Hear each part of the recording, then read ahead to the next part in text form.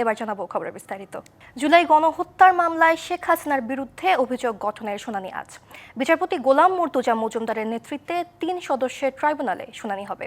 Prosecution জানিয়েছে, ট্রাইব্যুনালের অনুমতি সাপেক্ষে সরাসরি সম্প্রচার হতে পারে বহুল আলোচিত এ মামলা। রাষ্ট্রপক্ষ জানায়, সাবেক প্রধানমন্ত্রী ছাড়াও মামলার অপর 2 আসামি হলেন সাবেক স্বরাষ্ট্রমন্ত্রী আসাদুজ্জামান খান কামাল ও সাবেক আইজিপি চৌধুরী আবদুল্লাহ আল মামুন। চৌধুরী আবদুল্লাহ বর্তমানে আল মামুন কারাগারে আছেন, তাই শুনানির সময় তাকে ট্রাইব্যুনালে হাজির করা হয়। আর পলাতক 2 আসামির পক্ষে রাষ্ট্রনিযুক্ত আইনজীবীও উপস্থিত থাকবেন শুনানিতে। এর আগে হত্যা, ষড়যন্ত্র, উস্কানি সহ মানবতা বিরোধী 5টি অভিযোগে 3 জনের বিরুদ্ধে আনুষ্ঠানিক অভিযোগ ট্রাইব্যুনালে জমা দেয় রাষ্ট্রপক্ষ। আগামী বছরের শুরুতেই বাংলাদেশে জাতীয় নির্বাচন অনুষ্ঠিত হবে। যুক্তরাষ্ট্রের পররাষ্ট্রমন্ত্রী মার্কো রুবিওকে জানিয়ে দিলেন প্রধান উপদেষ্টা ডক্টর মোহাম্মদ ইউনূস। সোমবার 15 মিনিটের ফোনালাপে কথা জানানো হয়। এ সময় বাংলাদেশের সংস্কার কর্মসূচি, 2 দেশের অর্থনৈতিক সম্পর্ক, দক্ষিণ এশিয়ার আঞ্চলিক ভূ রাজনীতি নিয়ে কথা হয়।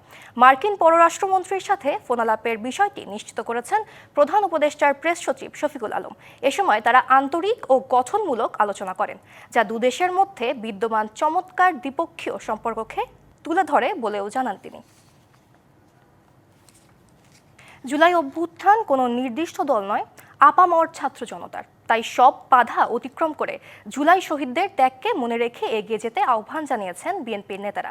গণ অভ্যুত্থানের মাস জুলাইয়ের প্রথম প্রহরে জাতীয় সঙ্গীত গেয়ে মোমের শিখা জ্বালিয়ে শহীদদের স্মরণ করে ছাত্রদল। আয়োজনে অংশ নেন বিএনপির নেতারা। ছাত্র জনতার অভ্যুত্থানের মাস জুলাইয়ের প্রথম প্রহরে কেন্দ্রীয় শহীদ মিনারে সমবেত কণ্ঠে ধ্বনিত হল আমার সোনার বাংলা, আমি তোমায় ভালোবাসি। এরপর নিভে গেল শহীদ মিনারের সমস্ত আলো, জ্বলে উঠল শত শত মোমবাতি। স্মরণ করা হল 2024 সালের জুলাইয়ে প্রাণ হারানো শহীদদের।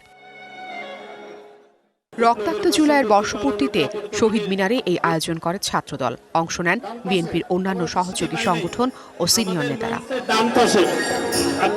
প্রথম প্রহরে অভ্যুত্থানের মাসের কর্মসূচি ঘোষণা করে ছাত্রদল। জুলাই আন্দোলন একদিনে শুরু হয়নি জানিয়ে দলের সিনিয়র নেতারা জানান, এই অভ্যুত্থান কোনো সুনির্দিষ্ট দলের নয়, আপামর ছাত্র জনতার। আন্দোলন পরিচালনার প্রতিটি প্রতিঘাতে বাংলাদেশের ছাত্র সমাজ, বাংলাদেশের যুব সমাজ, নারী সমাজ সবাই ঐক্যবদ্ধভাবে বাংলাদেশে একটি ফ্যাসিবাদী শাসন ব্যবস্থার বিলোপ ঘটিয়েছে। জুলাই আগস্টের আন্দোলন একদিনের নয়, হাজার হাজার ছাত্র জনতার রক্তের বিনিময়ে আমরা আজকে ফ্যাসিস্ট খুনি হাসিনা মুক্ত বাংলাদেশ পেয়েছি। শহীদদের আত্মত্যাগকে মনে রেখে সামনের দিকে এগিয়ে যাওয়ার তাগিদ দেন রুহুল কবির রিজভী। সেই সমস্ত শহীদদেরকে তাদের আত্মদান এবং তাদের দেখানো পথ, যে তারা জীবন দিয়েছে, সেইটা আমাদের এখন বাস্তবায়ন করতে হবে। সত্যিকার অর্থেই আমরা একটি স্বাধীন গণতন্ত্র এবং গণতন্ত্রের মূল্যবোধ প্রতিষ্ঠা করব।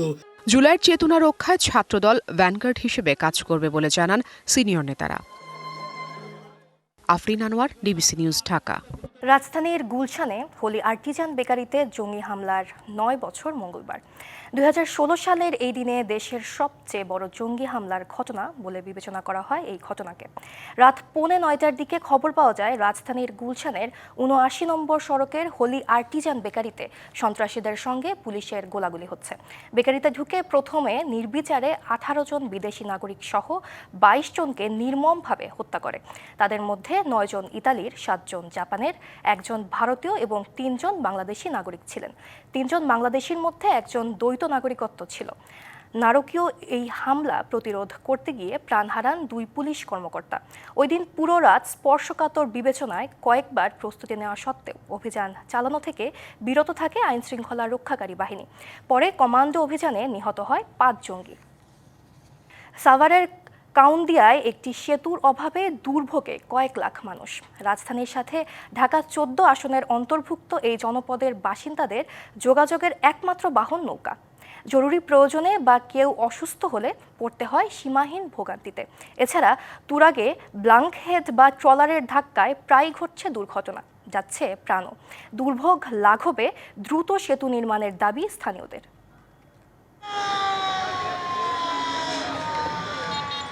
রাজধানীর প্রায় গালাগোয়া ইউনিয়ন কাউন্দিয়ার চারদিকে তুরাগ নদ।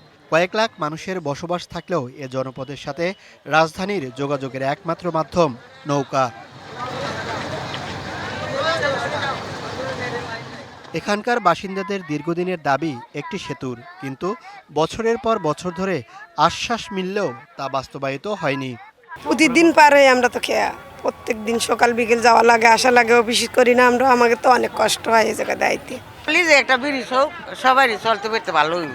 একটু হাঁটার রাস্তা করে দিলে আমাদের অনেক সুবিধা হয়, গাড়ি যদি নাও যায় হাইটে আসতে পারলেই পারে তাহলেও আমাদের অনেক সুবিধা হয়।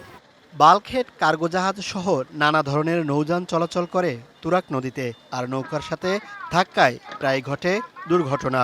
গেল সপ্তাহেই কাউন্দিয়া ঘাটে বাল্কহেডের ধাক্কায় নৌকা ডুবে প্রাণ যায় রিপা নামে এক নারীর। কিছুদিন আগেও আমাদের এইখানে একটা নৌডুবিতে একটা মহিলা মারা যায়। মহিলা মানুষ মারা যাওয়ার পরে এই ভোগান্তি আরো চরম পর্যায়ে পৌঁছেছে।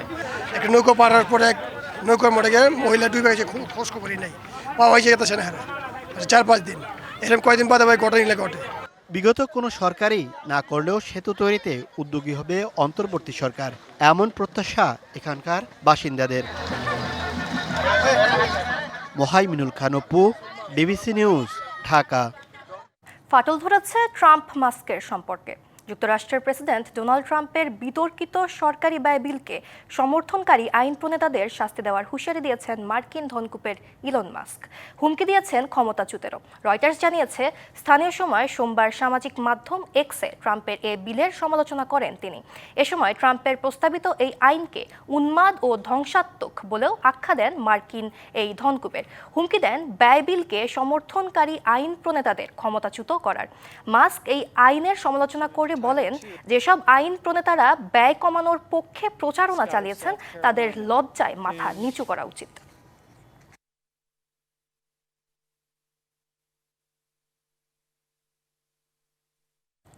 ডিবিসি সংবাদে এই ছিল এখনকার মতো। ডিবিসি নিউজের সংবাদগুলো পড়তে ভিজিট করুন dbcnews.tv আর ভিজিট করুন ডিবিসির ফেসবুক পেজ এবং ইউটিউব চ্যানেল ডিবিসির সঙ্গে।